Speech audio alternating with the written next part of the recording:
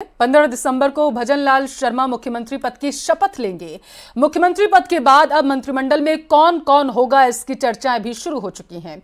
जातिगत समीकरण, वरिष्ठता सहित अन्य बातों को देखते हुए कई नाम चर्चा में हैं और इसी कड़ी में पोखरण से विधायक बहन प्रतापपुरी का भी नाम चर्चाओं में है। हमारे संवाददाता बाबूलाल धायल ने उनसे भी बातचीत की है, सुनिए आप।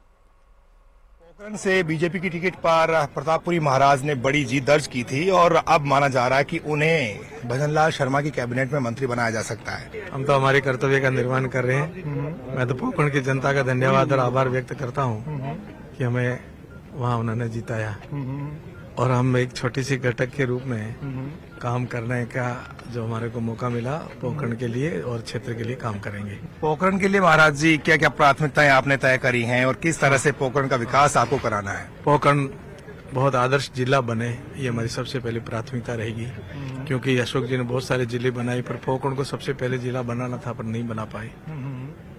राजस्थान सरकार इस बार जब भी जिलों की कोई रचना करेगी तो मैं पुरजोर कोशिश करूंगा कि पोखरण जिला बने और आदर्श जिला बने। हम इतने कयासों में भी नहीं जाते हैं और इतने सपने भी नहीं देखते, हकीकत पर ही काम करते हैं। धरातल पर रहकर के हमें काम करना है, क्षेत्र को मजबूत करना है, पार्टी को मजबूत करनी है। बहुत शुक्रिया। ये थे प्रतापपुरी जो कि विधायक हैं पोखरण से, जो कह रहे थे कि वो मंत्री के दावेदार नहीं है, पार्टी जो भी जिम्मा देगी उसे निभाएंगे। तो कुल मिलाकर के भजनलाल कैबिनेट में चेहरे कौन कौन होंगे उस पर सबकी निगाहें हैं। तो बीजेपी के कार्यालय में जो विधायक हैं बीजेपी के वो आ रहे हैं और नेताओं से मिलने का सिलसिला जारी है। कैमरा पर्सन शेर सिंह के साथ बाबूलाल धायल, न्यूज़ 18 जयपुर। सीएम के शपथ ग्रहण से जुड़ी बड़ी खबर अब तक पहुंचाएंगे। 15 दिसंबर को भजनलाल की ताजपोशी होगी। अल्बर्ट हॉल के सामने बताया जा रहा है कि शपथ ग्रहण समारोह कार्यक्रम आयोजित किया जाएगा। सुबह 11:15 पर भजनलाल शर्मा मुख्यमंत्री पद की शपथ लेंगे।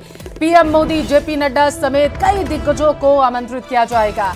तैयारियों को लेकर भजनलाल शर्मा अब जो है मंत्रणा जो है वो कर रहे हैं। राजस्थान में शपथ ग्रहण को भव्य बनाने की तैयारी जो है शुरू कर दी गई है।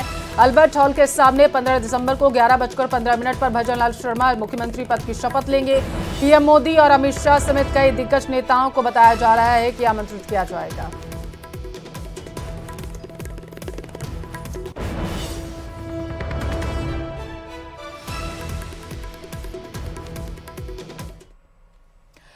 मनोनीत उप मुख्यमंत्री प्रेमचंद बैरवा ने अपने निवास पर लोगों से मुलाकात की। उप मुख्यमंत्री मनोनीत किए जाने के बाद से ही समर्थकों का बैरवा के निवास पर तांता लगा हुआ है। डिप्टी सीएम प्रेमचंद बैरवा से खास बातचीत की हमारे संवाददाता ने। डिप्टी सीएम का जो अब आपको दायित्व मिला, क्या कुछ आपके आगे प्रायोरिटीज जो है वो रहे? ऐसा है, जिस तरह से 5 साल में कांग्रेस गवर्नमेंट जिस तरह झूठ बोल के राजस्थान में आई थी, किसानों को झूठ बोला, कर्जा माफ करने के लिए बेरोजगारों को कहा आपको बता देंगे, ऐसे झूठे वादे करके जो राजस्थान में आई और 5 साल तक कुर्सी की लड़ाई में लड़ती रही। निश्चित रूप से भारतीय जनता पार्टी की सरकार आई है, वो इसलिए आई है कि इन्होंने 5 साल में ऐसा इस राजस्थान को पीछे कर दिया और जो महिला उत्पीड़न है, दलित अत्याचार है, ये हिंदुस्तान में नंबर 1 राजस्थान प्रदेश रहा है। अब भारतीय जनता पार्टी की सरकार, आप देखा होगा, कभी भी जो कहती है वो करती है और जो नहीं कहती है वो भी करके दिखाती है। इसलिए अब आने वाले भविष्य में मैं इस राजस्थान में दलित अत्याचार पे, महिला उत्पीड़न में और 36 कौमों को साथ लेके हर वर्ग के लिए काम करेंगे। जनहित की योजनाएं तो जारी रखेंगे या फिर उनमें कुछ संशोधन होकर के जारी रखेंगे? बिल्कुल, जिन योजनाओं को इन्होंने बिगाड़ा निश्चित रूप से उसको सुधार होगा।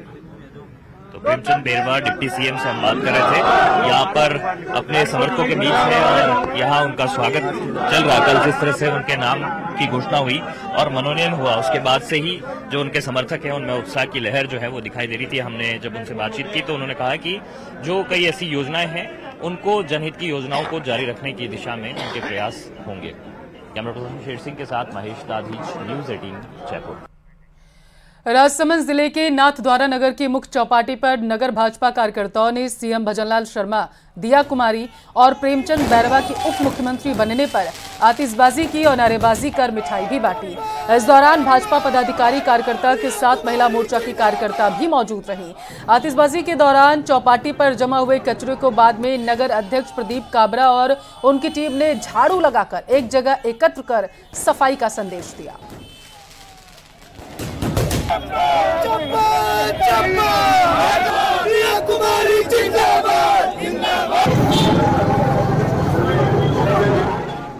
के प्रधानमंत्री नरेंद्र मोदी जी ने जो फैसला लिया है तीनों राज्यों में, वो आश्चर्यजनक फैसला लिया है। एक आम कार्यकर्ता को मुख्यमंत्री बनाया है, बधाई की बात है।